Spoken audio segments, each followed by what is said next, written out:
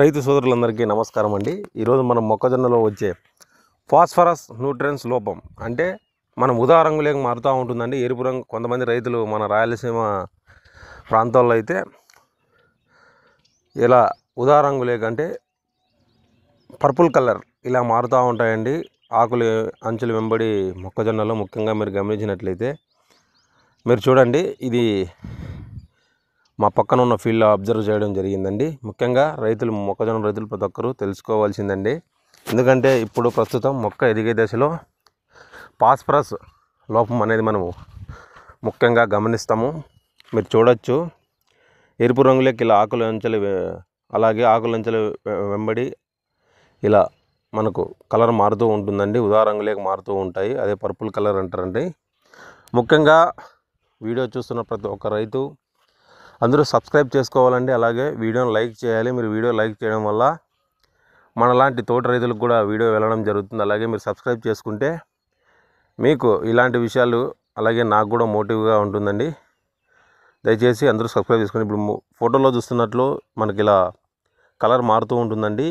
ప్రధానంగా ఇలా మొక్కజొన్నలో ముఖ్యంగా మనకు ఈ కలర్ ఇలా మారిపోవడానికి కారణం ఫాస్ఫరస్ న్యూట్రియన్స్ లోపం అండి. ముఖ్యంగా రైతులు చాలామందికి దీని అవగాహన లేక పాపం ఏంటంటే చాలా మందులు స్ప్రే చేస్తుంటారు. కావున ఈరోజు నేను వీడియో ఎండ్ వరకు చూడండి. ఈ ఫాస్ఫరస్ న్యూట్రియన్స్ లోపాన్ని మనం ఎలా కంట్రోల్ చేసుకోవాలి, అలాగే ఎటువంటి మందులు స్ప్రే చేసుకోవాలి, దుక్కులేకి ఏమి ఎరువులు వేసుకోవాలి, అలాగే ఎటువంటి నేలల్లో ఇది ముఖ్యంగా మనము దీన్ని గమనిస్తాము. ప్రతి ఒక్క విషయము చెప్తానండి. వీడియో ఎండ్ వరకు చూడండి. వీడియో నచ్చినట్లయితే ప్లీజ్ లైక్, షేర్, సబ్స్క్రైబ్.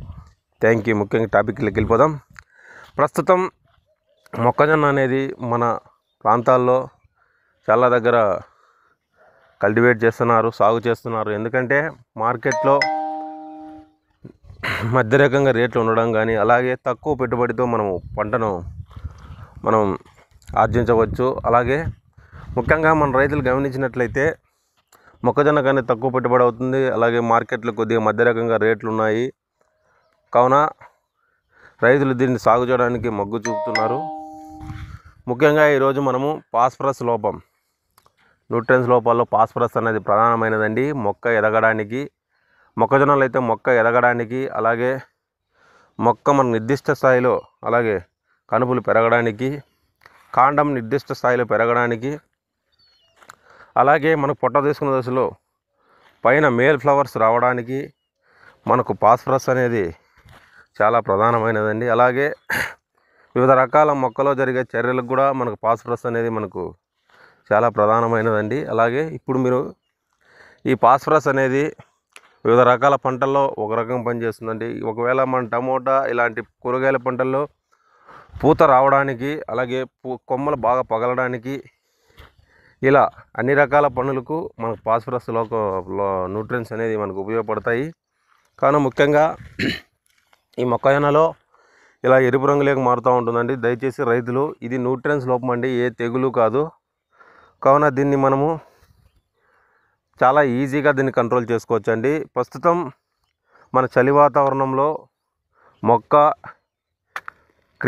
అంటే మనకు వేర్లు దగ్గర మనకు ఇన్యాక్టివ్గా ఉన్న, అలాగే మనకు ఫాస్ఫరస్ న్యూట్రియన్స్ లోపం అంటే మనం ముందు ఎప్పుడైనా మన ఫాస్ఫరస్ ఎరువులు వేసింటాము, కానీ అవి సంశ్లిష్ట స్థితిలో ఉంటాయండి. అంటే ఫాస్ఫరస్ అనేది మనకు అన్మూమెంటెడ్ మాలిక్యూల్, అంటే అది మొక్కకు సరిగ్గా అందదండి. కావున దీనికి మనకు ఎరువుల్లోనే ముఖ్యంగా వీటికి ఎటువంటి ఎరువులు వేయాలంటే డిఏపి, డైఅమోనియం ఫాస్ఫేట్, దాంట్లోకి మనము ఫాస్ఫరస్ పిఎస్బి, ఫాస్ఫరస్ సాల్యుబుల్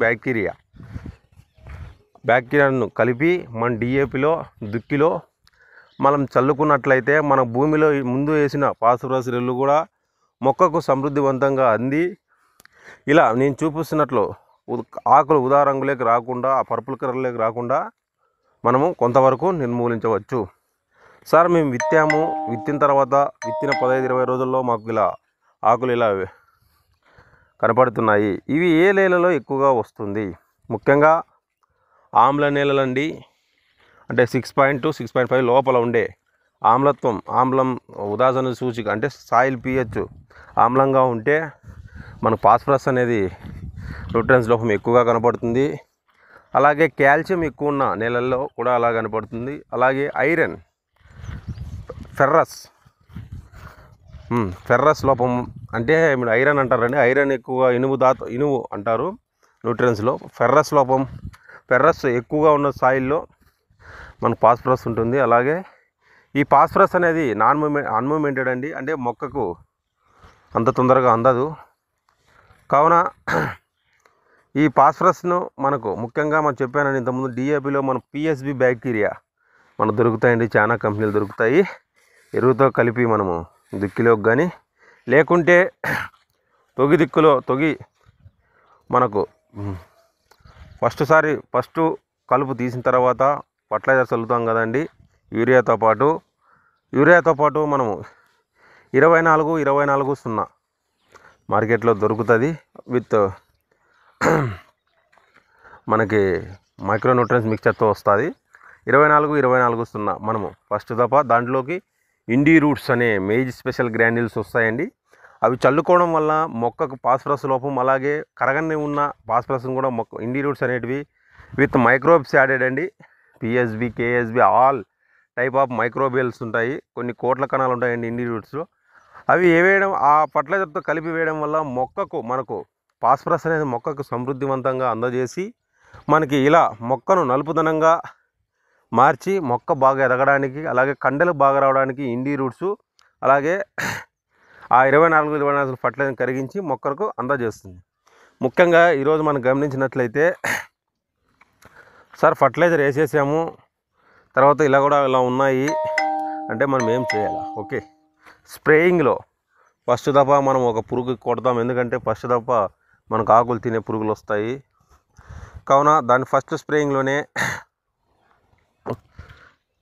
12-61 మనకు వాటర్ సాల్యుబుల్ ఫర్టిలైజర్స్ మాదిరి వస్తుందండి. 2 kg ఎకరాకు కలిపి స్ప్రే చేసుకుంటే మనం పూర్తిగా ఇలా వచ్చే ఉదారంగు ఆకలంజలు ఇలా వెంబడే మనకు ఎండిపోతుంటాయి. కాబట్టి అలాగే మనకు ఇలా ఉదారంగులేక మారిన తర్వాత మచ్చలు వస్తాయండి. కావున దానికి కాంబినేషన్తో పాలిరామ్ కానీ లేకుంటే శాఫ్ కలిపి స్ప్రే చేసుకుంటే మనం ఫాస్ఫరస్ డెఫిషియన్సీని, అలాగే వచ్చే తెగుళ్ళను కూడా పూర్తిగా నివారించవచ్చు. అలాగే సార్ 12-60-0 లేదనుకున్నట్లయితే 3-19 10 గ్రాములు పర్ లీటర్, 1 లీటర్ నీటికి 10 గ్రాములు చొప్పున మనం సెకండ్ స్ప్రే కానీ చేసినట్లయితే మనకు పూర్తిగా ఈ ఫాస్ఫరస్ లోపాన్ని మనం పూర్తిగా నివారించుకోవచ్చు. లేదు డ్రిప్ ఉన్న వాళ్ళైతే ఎకరాకు 3 kg చొప్పున మనకు 150 నుంచి 200 లీటర్లు కలిపి డ్రిప్ ద్వారా వదలడం వల్ల మనకు ఫాస్ఫరస్ లోపం అనేది పూర్తిగా నివారించవచ్చు. ఓకే, ఇంకోటండి, చాలామంది ఇప్పుడు మనకు రాయలసీమ ప్రాంతాల్లో ఇలా సాళ్ళుకి వేస్తారండి, అంటే పాదులు చేసి ఇలా చేస్తారండి. వీళ్ళు ఏం చేయాలి? సార్ మాకు డ్రిప్ ఉండదు కదా, ఇలా ఏం చేయాలి? స్ప్రేయింగ్లేనండి. అలాగే చెప్పాను, తొగిదిక్కులో 24-24-0 ఫస్ట్ దఫా చల్లేటప్పుడు 24-24 దాంట్లోకి శ్రీ బయో అస్థెటిక్స్ వారి ఇండి రూట్స్ మేజ్ గ్రాన్యువల్స్ వస్తాయండి. మేజ్ స్పెషల్ అంటే మనకు దొరుకుతాయి. శ్రీ బయో అస్థెటిక్స్ వాళ్ళది ఇండి రూట్స్ అని. దాంట్లో all bacteria and all microbials ఉంటాయి.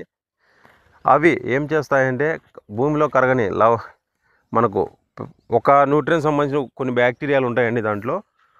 అవి మనకు భూమిలో కరగని కూడా, అలాగే మనం వేసిన ఎరువులు మొక్కకు సమృద్ధివంతంగా అందజేసి మనకు ఇలా ఫాస్ఫరస్, అలాగే వివిధ రకాల వచ్చే న్యూట్రియన్స్ లోపాలు కూడా పూర్తిగా మనం కంట్రోల్ చేసుకోవచ్చు. మీరు చూడొచ్చండి. అలాగే మీకు మొక్కజొన్నలో ఎటువంటి సందేహాలున్నా మీరు దయచేసి నాకు కామెంట్లో తెలియజేయండి. అలాగే మీకు మొక్కజొన్నలో ఎటువంటి విషయాలు తెలుసుకోవాలి అని ఉంటే మీరు కామెంట్లో తెలియజేయండి. ముఖ్యంగా ప్రతి ఒక్క రైతు ఈ వీడియోను తోటి రైతులకు షేర్ చేయండి. అలాగే మీకు వీడియో నచ్చినట్లయితే ప్లీజ్ లైక్, షేర్, సబ్స్క్రైబ్ అండి. ఈ ఫాస్ఫరస్ లోపాన్ని మనం ఈ విధంగా మనం కంట్రోల్ చేసుకోవచ్చు. కానీ ఈ ఫాస్ఫరస్ లోపం లోపిస్తే మనకు మొక్క అనేది పెరుగుదల ఉండదండి, ఇంకా నిలిచిపోతుంది. మనం అప్పుడే గమనించుకోవాలి. ఎదుగుదల ఉండదు. ఇలా ఎరుపు రంగులే, ఇలా ఉదా రంగులోకి మారుతూ ఉంటుంది, పర్పుల్ కలర్లోకి. కావున దయచేసి నేను చెప్పిన యాజమాన్య పద్ధతులు పాటిస్తే పూర్తిగా మనము ఈ ఫాస్ఫరస్ న్యూట్రియన్స్ లోపాన్ని మనం పూర్తిగా కంట్రోల్ చేసుకోవచ్చు ప్రతి మొక్కజొన్న రైతు. అలాగే వివిధ రకాల పంటలు గురించి తెలుసుకోవాలనుకున్నా, అలాగే ఈ రకం పంటే కదండి, మీరు కమర్షియల్ డ్రాగన్ ఫ్రూట్ కానీ ఇలా ఎటువంటి పంటల గురించి తెలుసుకోవాలనుకున్నా నాకు ఒకసారి మెసేజ్ చేయండి కామెంట్లో. నేను అటువంటి వీడియోలు తీయడానికి నేను మొగ్గు చూపుతాను. అలాగే చాలామంది వీడియోలు అడుగుతున్నారు, సార్ మీరు ఏం చదివారు, ఏం చేస్తున్నారు అని చాలామంది మెయిల్స్ కూడా మెసేజ్ చేశారు. నేను బిఎస్సి అగ్రికల్చర్ విద్యార్థినండి. ప్రజెంట్ నేను కంపెనీలో మార్కెటింగ్ ఆఫీసర్గా వర్క్ చేస్తూ ఉన్నాను. ప్రస్తుతం నేను కూడా ఒక 2 acres మేజ్ కల్టివేట్ చేశాను. నేను కూడా మేజ్ 2 ఎకరాలు కల్టివేట్ చేశానండి. ఫ్లూడ్ ఇరిగేషన్తో ఇలా సాలుగా కల్టివేట్ చేసాము. కావున మన తోటి రైతులు ప్రతి ఒక్కరూ మీకు వీడియో నచ్చినట్లయితే దయచేసి షేర్ చేయండి, లైక్ చేయండి. అలాగే మీ తోటి రైతులకు మీకు ఎటువంటి సందేహాలున్నా మీరు కామెంట్లో తెలియజేయండి. Thank you. కావున మొక్కజొన్న రైతులందరికీ ఈ వీడియోని షేర్ చేయండి. అలాగే మీకు వీడియో నచ్చినట్లయితే ప్లీజ్ లైక్, షేర్, సబ్స్క్రైబ్ అండి. మీరు వీడియోని లైక్ చేస్తే మీరు ఇలాంటి మొక్కజొన్న రైతులకు వీడియోని రికమెండ్ చేస్తుంది. దయచేసి please like, share, subscribe. Thank you.